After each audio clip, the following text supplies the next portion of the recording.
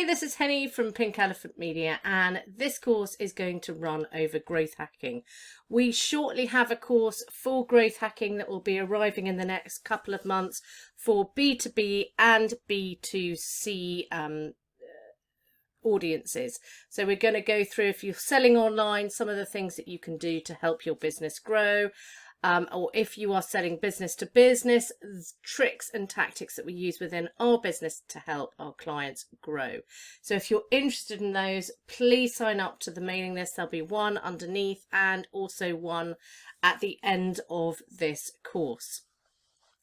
So what is growth hacking? Well, growth hacking was coined by a man called Sean Ellis, and he said a growth hacker is a person whose true north is growth. Simply put, what this means, it is about using every tactic that you can think of to grow your business. You need to be thinking and waking up, thinking about how you grow. How do I get more from what I am already doing? And this ideally means putting loads of ideas onto the table, testing them and getting them out there. There's a lot of people that talk about growth who don't try stuff, so they don't implement any of it. They talk about lots of strategy, but ultimately this is about getting achievable ideas on the table, trying them out and consistently heading towards growth. Ultimately, it is a mindset.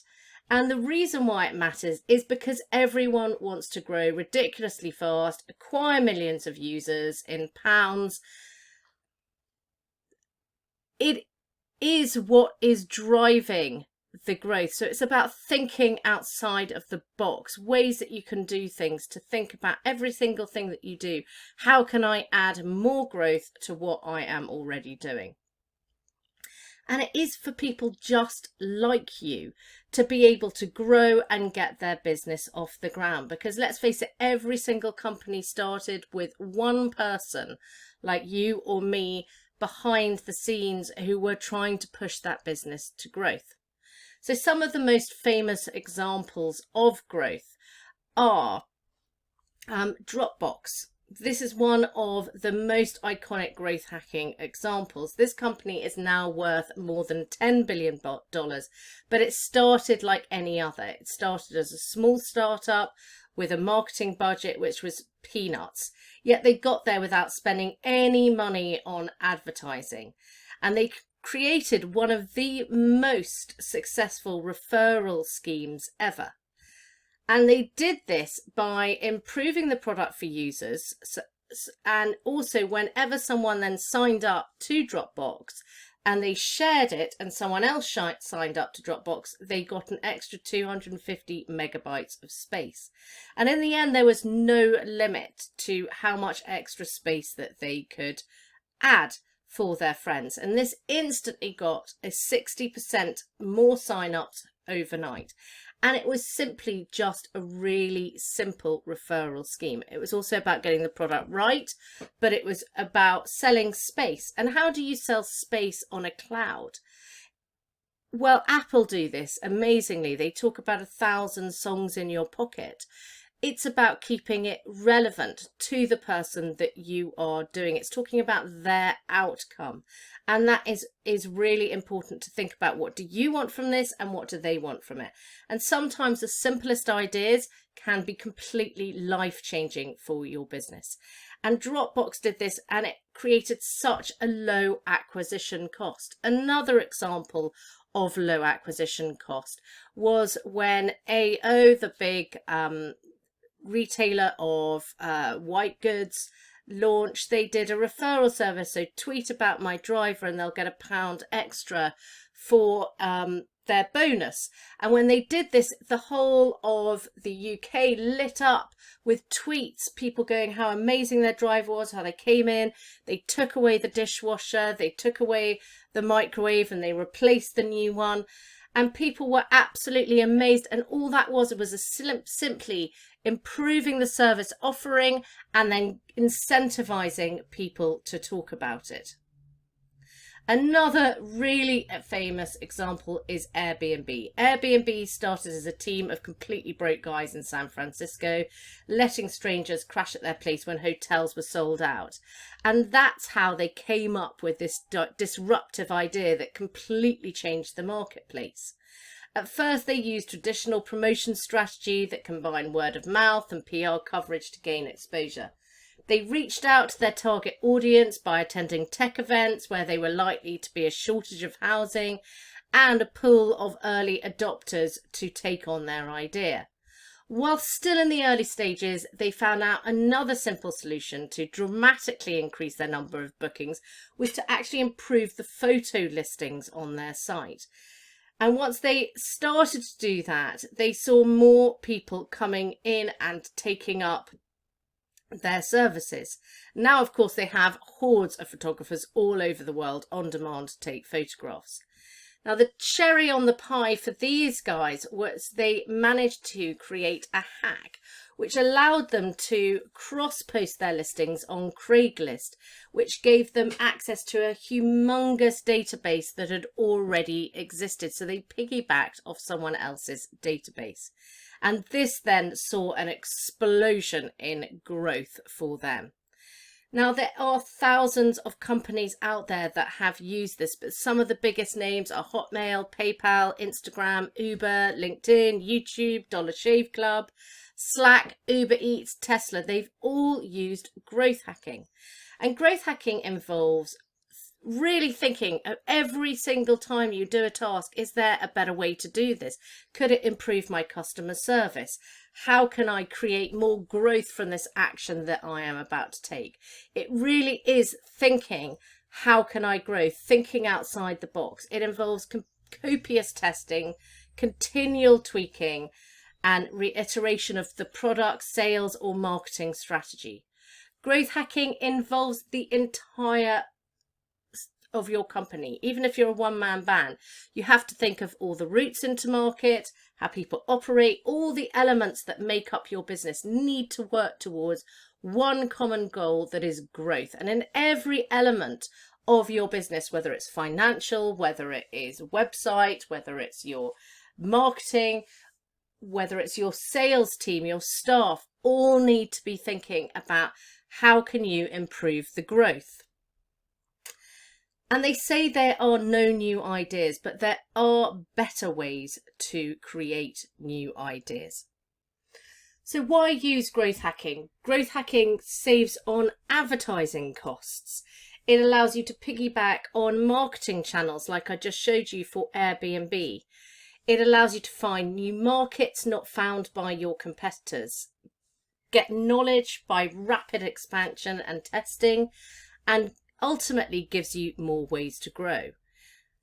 I'm going to show you how it does all that in further modules, but growth hacking, because it is about continuous growth, means that we have to look at how your competitors are doing online. And the great news is that your competitors have spent a lot of money getting your ideal customer to their site. They've tried and utilized a lot of these ideas, from the keywords that they use for advertising, from the keywords that they use on their site, to the articles that they're writing. All of them are leaving behind a huge digital footprint, which allows us to get in front of your target audience for a very, very limited cost.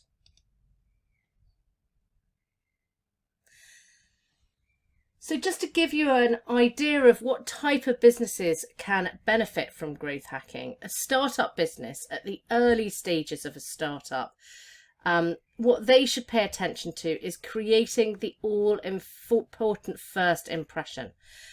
If you're going to do something, as I said, there are no new ideas, but there are new ways to orchestrate an idea. So it's thinking outside the box. How can you stand head and shoulders above your competitors? What is this experience that you want your customers to have with you when they come on and with you as a client or as a customer? How do you want them to experience your brand? And when they feel that trust, they'll buy your product or service, and they'll refer others to your business through word of mouth, social networking, And growth hacking can help you create an impression immediately, because it allows you to identify gaps in the market that you could exploit, new ways of approaching ideas that already exist. B2B marketers, so those are business to business, people who are selling business to business. A whopping 68% of B2B organizations haven't even identified their sales funnels yet. So if you're targeting other businesses, growth hacking will streamline that entire process for you. Ultimately, you'll close bigger deals through a funnel that centers around a great customer experience. Business to customers. Now, this is a different type of way that you can benefit. For you guys, growth hacking will help you define your business's ideal customer, what it takes to reach that customer and convert them into a purchasing customer. And this makes it much, much easier. So those are the ways in which each type of market can benefit from it.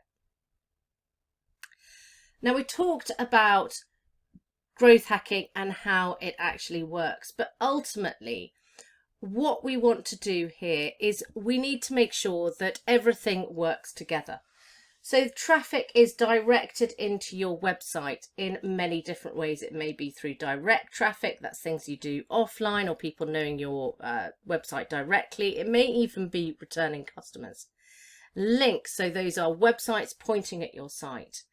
SEO, which are the words that you use on your website to help the search engines identify you. Affiliate marketing, which is an amazing way to grow, and one of the things that we are going to be launching a course on shortly. These are teaming up with people who have lookalike audiences to you and giving them a financial incentive in which to keep promoting you. So if you're making money, they are making money.